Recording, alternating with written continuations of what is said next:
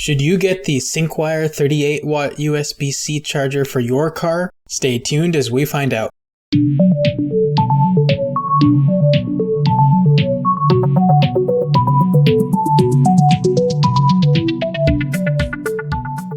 Welcome back.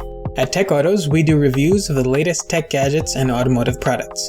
If you're new to our channel, consider subscribing. Today we're unboxing and reviewing the Syncwire 38W 2-port USB-C PD car charger. Syncwire sent us this charger but had no opportunity to see our video in advance. This is a 2-port charger with one USB-C power delivery port and one USB-A port with a combined output of 38 watts. It plugs into a standard 12 or 24 volt DC automotive power outlet. The box is quite small.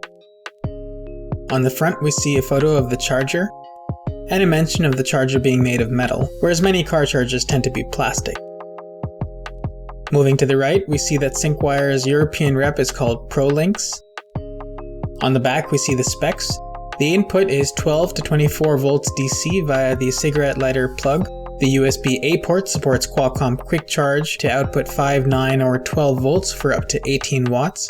The USB-C port supports 5, 9, or 12 volts, but apparently the peak 20 watt output is only supported on 9 volts, whereas at 12 volts you're capped at 18 watts. That doesn't make much of a difference, but it's interesting nonetheless. Adding the 18 watts and 20 watts, we get the total 38 watt rated output. On the left side, we see the Syncwire model number is SW-XC611 and the manufacturer is Shenzhen Lederman Technology. Now let's open the box. We cut a piece of tape at the top.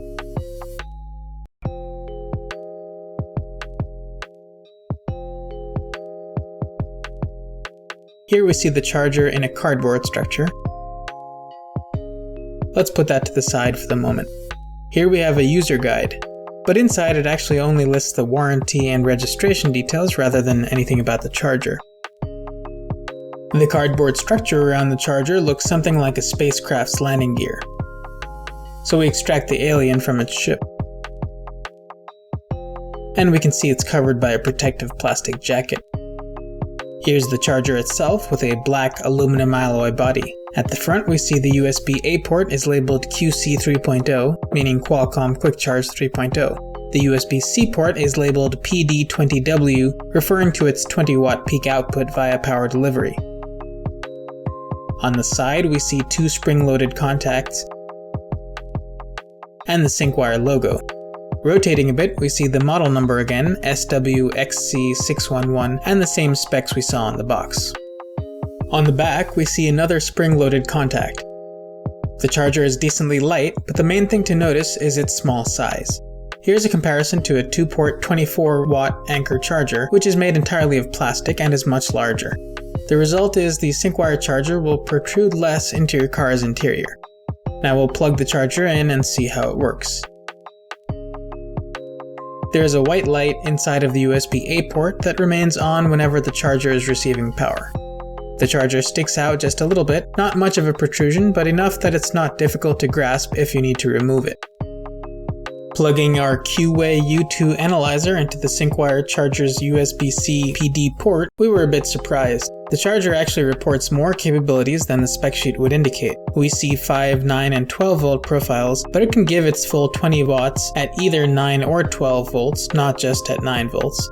There's also support for PPS or programmable power supply at 3 to 11 volts. One thing to note here is that the charger does not support the 15 or 20 volt USB-C profiles, so you may not be able to charge certain devices like particular laptops that may require one of those. The USB-A port supports the full 12 watts, 5 volts, 2.4 amps of normal charging for Apple and similar devices, along with Qualcomm Quick Charge 3.0 at 5, 9, or 12 volts as promised, and other proprietary modes like Samsung AFC at 9 volts and FCP at 9 or 5 volts.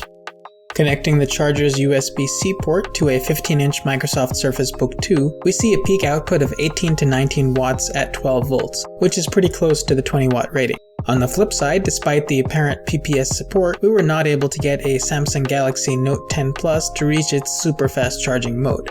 Nonetheless, plugging the Galaxy Note into the Syncwire charger's USB-A port, we got an output of around 15 watts, seemingly via Samsung AFC at 9 volts, so that's not bad. Overall, the Syncwire charger performed pretty much as promised. There are higher powered USB-C car chargers on the market, like the 83-watt Wotobius one we reviewed a few months ago, but they're generally much larger and more expensive. So if you're not regularly charging laptops and other high-powered USB-C devices in your car, or you want something lower profile that comes closer to a flush finish with your car's cigarette lighter plug, the Syncwire 38-watt charger is a good option.